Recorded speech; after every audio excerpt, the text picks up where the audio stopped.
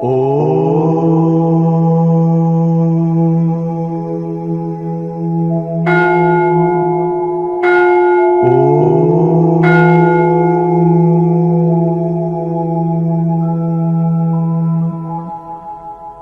చేయకూడదు. ఎందుకంటే ఎక్కువసేపు కుంభకం చేసినప్పుడు ఏం చేసినట్టే వదిలేటప్పుడు కంట్రోల్ ఉండదు, సడన్ గా వదులుతారు.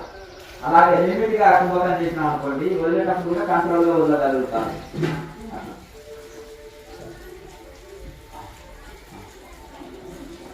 ఇంకా నెక్స్ట్ మీకు డౌట్లు ఉంటే అడగండి. రోజు ఎంతసేపు చేయాలి? ఉదయం సాయంత్రం, ఉదయం 1 గంట, సాయంత్రం 1 గంట చేయండి.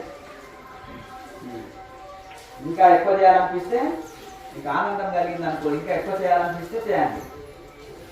సెలవు దినం దొరికింది అనుకో, రోజంతా చేయాలంటే చేయొచ్చు.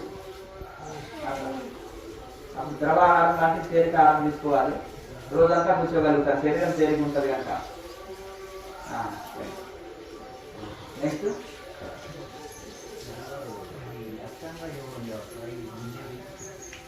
అష్టాంగ యోగము. మీరు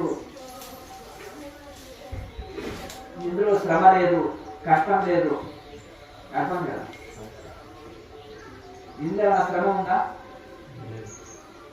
మరి బైపాస్ సర్జరీ చేసుకున్నారు, అష్టాంగ యోగం అవసరం మీకు? రెండు కాళ్ళు లేని కుంటి వారికి పాదయాత్ర చేసినట్టు ఉంటుంది, అవునా కదా.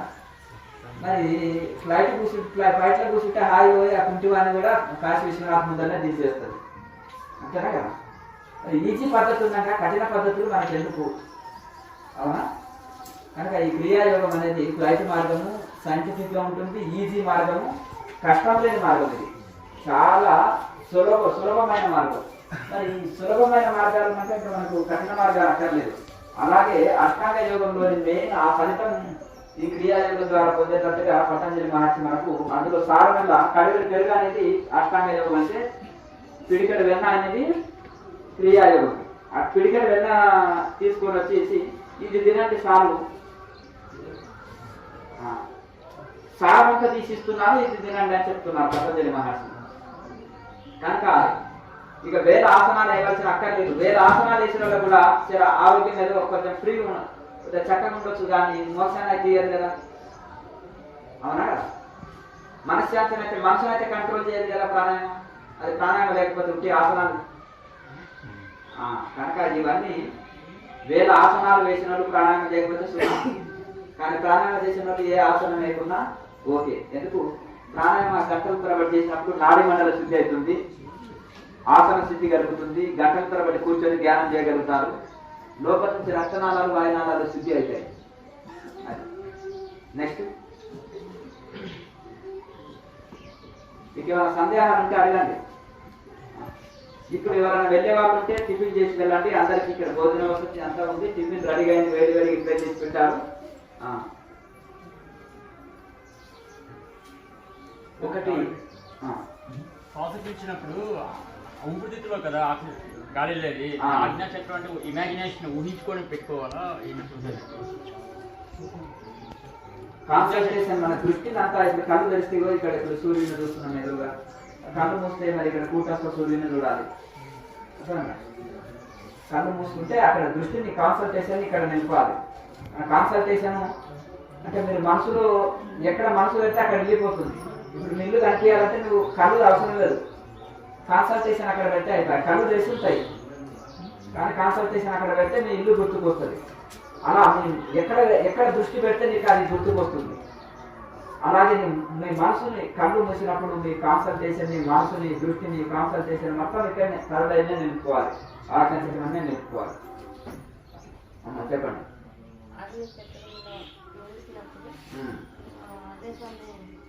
జ్యోతి ముద్ర వేసినప్పటికీ సౌండ్, గంటనాదం అన్ని అంతే అదృష్టవంతురాలి కదా, మంచిది. అలాగే సాధన చేయాలి. Gold colour, full gold colour మంచిది, సంతోషం. మంచి కరెక్ట్ ముద్ర వేసినావు, కరెక్ట్ ప్రాణాయామం చేసినట్టు గుర్తు అప్పుడు కూర్చోండి. అందుకనే నేను ఒకటేసారి చెప్తాను, ఎవరైతే జ్యోతి ముద్ర పర్ఫెక్ట్ వేస్తారో నాదా బిందు కళలు ఒకే రోజు ఎక్స్పీరియన్స్ చేశాను. మేము 30 సంవత్సరాల నుంచి స్కూల్కి వెళ్ళామంటే ఇంకా వనమాలు కూడా రావు మాకు. మరి ఏం చేద్దాము? ఇంకా మన కలెక్టర్ అంటే ఆయన కలెక్టర్, ఆయన ఇంజనీర్, ఆయన డాక్టర్ మాట్లాడేది. ఓనమాలు వస్తాయి ఆయన ఏబిసిడీలు అంటే అంతేనా కదా. ఏ సగం రాయడానికి వచ్చిందండి, ఏ బి మొత్తం రాదు, ఏలో సగం రాయడానికి వచ్చింది. మరి ఇంకా ఆయన కలెక్టర్, ఆయన డాక్టర్, ఆయన ఇంజనీర్ అంటున్నారు. ఏం చేయాలి చెప్పు? 20 ఏళ్ళు పోయినా కానీ పరకం చిన్నపిల్లవాడు పరకం మెడగలు వేసుకొని రోజు స్కూల్కి వెళ్తున్నారంట. అవునా? 30 సంవత్సరాలు అయింది, యువకుడు అయిపోయింది, ఏబిసిడీలు కూడా రావు. అది లాభం ఏముంది? అందుకని క్రియాయోగం ది గ్రేట్ అని ఎందుకు అంటాను?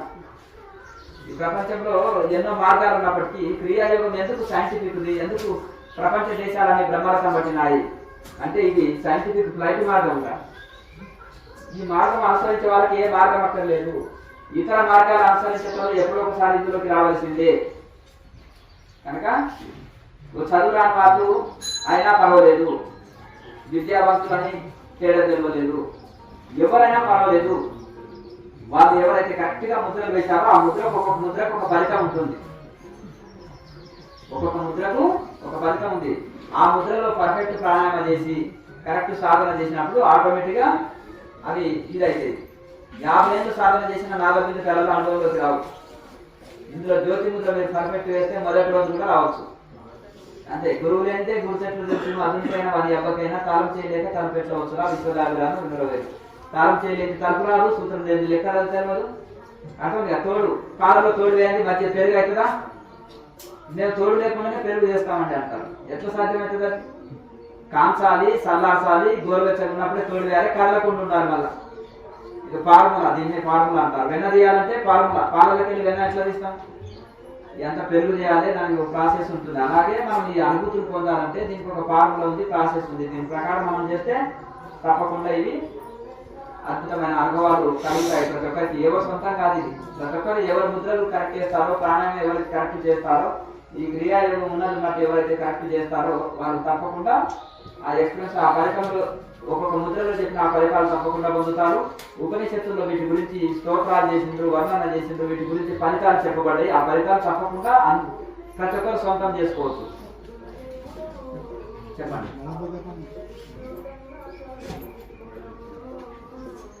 అల్లము బెల్లము ఉదయం లేవగానే అదే నములుకొని తినండి. పేస్ట్ 2-3 స్పూన్లు తీసుకున్నా పర్వాలేదు. అలాగే మీరు కూరల్లో అల్లం కానీ జీలకర్ర వాము బాగా వాడండి.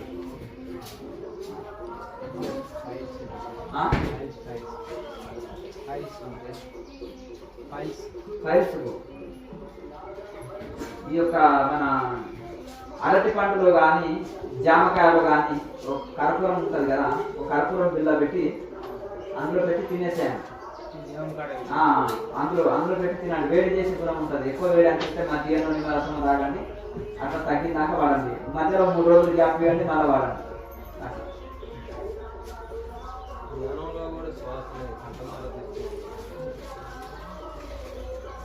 మామూలుగా శ్వాసక్రియ నడుస్తుంది కానీ ధ్యానంలో ప్రాణాయామం చేయనక్కర్లేదు, జపం చేయనక్కర్లేదు. శ్వాసక్రియ నడుస్తుంది ధ్యానంలో, శ్వాస ఆపకుండా ఉండలేదు కదా. ఈ మనం ప్రత్యేకంగా మనము ప్రాణాయామం కానీ జపం కానీ చేయొద్దు. ఊరికే కూర్చొని కాన్సన్ట్రేషన్ తరలేదో తెలుసుకొని ధ్యానం చేస్తాం, ఇంకేమి చేయనక్కర్లేదు. అట్లా శ్వాస నడుస్తుంటుంది. అది ధ్యానం చేసినప్పుడైనా నడుస్తుంది, పడుకున్నప్పుడైనా నడుస్తుంది, నడుస్తున్నప్పుడైనా నడుస్తుంది.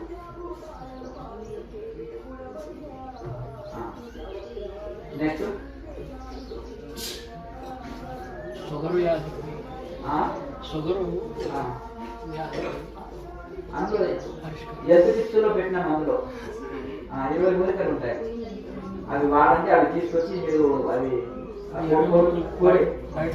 దొరుకుతాయి. చెవులపూడి దుకాణాలు అంటాయి, ఆయుర్వేద ప్రోడక్ట్ దొరికేసి అది అందులో దొరుకుతాయి, తీసుకుంటాం.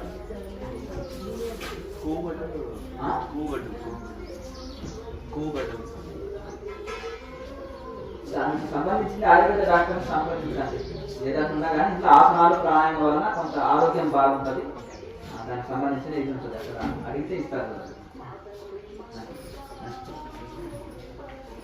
అది ఇక్కడ పెట్టండి.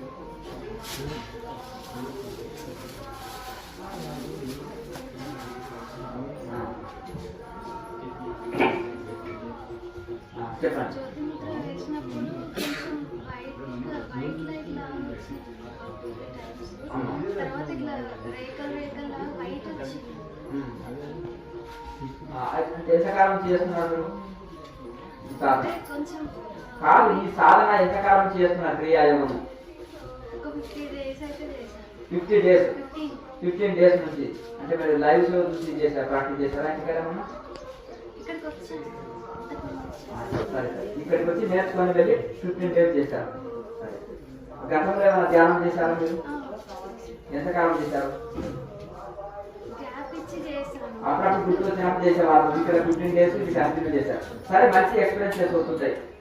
ఇక్కడ జ్యోతిముద్ర పర్ఫెక్ట్ చేస్తే జ్యోతి దర్శనం తప్పకుండా జరుగుతుంది. ఈ రకంగా ఉండాలనేది అనేకమైన కలర్స్ వస్తుంటాయి. మంచి అనుభవమే కదా. కరెక్ట్ ఎప్పుడైతే ఆ ముద్ర కరెక్ట్ చేసినప్పుడు కరెక్ట్ ఫలితం వస్తుంది. కరెక్ట్ చేయకపోతే ఉప్పు కారాలు కరెక్ట్ చేసి కరెక్ట్ ఉడికించకపోతే కూర టేస్ట్ వస్తుందా? అంతే కదా. బాగా ఇంకా కంటిన్యూ సాధన చేసుకోండి. నెక్స్ట్ రెగ్యులర్గా దేనికోసం చేయలేకపోతున్నారు? నిద్ర లేకపోతే ఇంకా మంచిది కదా. లేదు తెల్లారం కూర్చోవచ్చు హాయిగా. నిద్ర వస్తే ఎక్కువ వచ్చే వాళ్ళకి ఇబ్బంది. సరే, ఒక్క పూటనైనా అవకాశం దొరుకుతుంది. తెల్లవారుజామున కొద్దిగా ముందుగా చేస్తే అయిపోయాయి. లేట్గా వచ్చింది డ్యూటీ నుంచి ఉదయం అయితే తప్పనిసరి దొరుకుతుంది.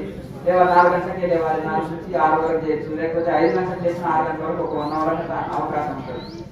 అట్లా వైరాగ్యం కలిగి ఉండాలి, శ్రద్ధ కలిగి ఉండాలి, టైం టేబుల్ పాటించాలి. ఒక సిస్టమేటిక్ గా ఒక టైం టేబుల్ ఏర్పాటు చేసుకోవాలి. డ్యూటీ ఎన్ని గంటలకు వస్తుంది, ఎన్ని గంటల నుంచి ఏ సమయం ఉంటుంది, ఏ సమయం తీసుకుంటారో టైం టేబుల్ ఏర్పాటు చేసుకుని దాని ప్రకారం ఫాలో కావాలి. రెగ్యులర్ గా చేసినప్పుడు ఎక్కువ ఫలితం ఉంటుంది. నెక్స్ట్ నిద్ర ఎట్లా వస్తుందా?